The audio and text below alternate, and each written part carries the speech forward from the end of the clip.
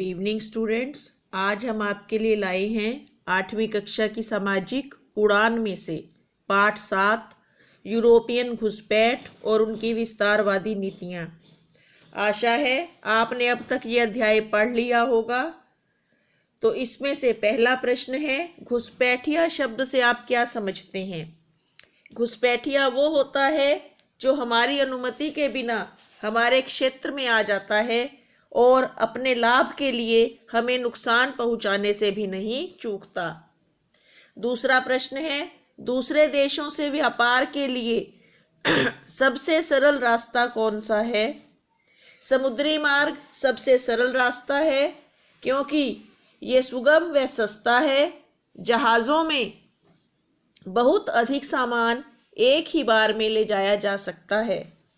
Lord Dalhousie ने British company के विस्तार के लिए कौन सी नीति चलाई थी? लॉर्ड डलहौजी ने भारत में ब्रिटिश कंपनी के विस्तार के लिए लैप्स की नीति या हड़प की नीति अपनाई थी।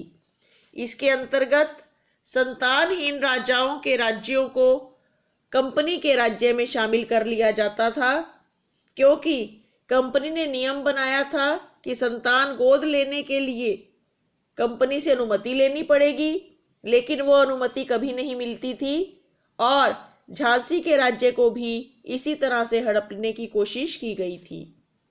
यूरोपीय देशों में किन भारतीय सामानों की मांग अधिक थी?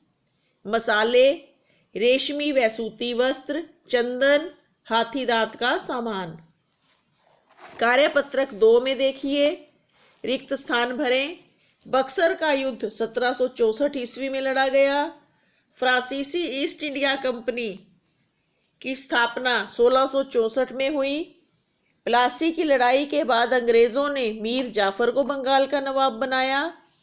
पुर्तगालियों ने सबसे पहले 1500 ईस्वी में कोचीन के पास अपनी फैक्ट्री लगाई। 1498 ईस्वी में वास्को डी गामा ने भारत आने के समुद्री मार्ग का पता लगाया। कार्यपत्रक 3 सही विकल्प चुने। कालीकट बंदरगाह भारत के पश्चिमी तट पर स्थित है। भारत पहुंचने के लिए वास्को डी गामा को अफ्रीका महाद्वीप का चक्कर लगाना पड़ा और पुर्तगालियों ने गोवा पर अपना अधिकार 1510 ईस्वी में किया। आपने इस अध्याय में पढ़ा कि बंगाल पर ईस्ट इंडिया कंपनी कठपुतली नवाब बैठाना चाहती थी। तभी बारी बारी से सिराजुद्दौला, मीर जाफर और मीर कासिम को हटाया गया। क्यों? क्योंकि वे बेरोक टोक व्यापार करना चाहते थे, बिना कर दिए। अगले प्रश्न में हमें भारत के 15वीं शताब्दी के प्रमुख बंदरगाह भरने हैं। तो ये जितनी भी बस्तियां हैं, डच बस्तियां, पुर्तगाली बस्तियां, ये सब बंदरगाहें हैं और ये 15वीं शताब्दी में बहुत प्रमुख थी, प्रसिद्ध थी। तभी डच और पुर्तगालियों के जहाज यहाँ आकर किनारे लगे थे और उन्होंने यहीं पर अपनी फैक्ट्रियाँ बनाई थी।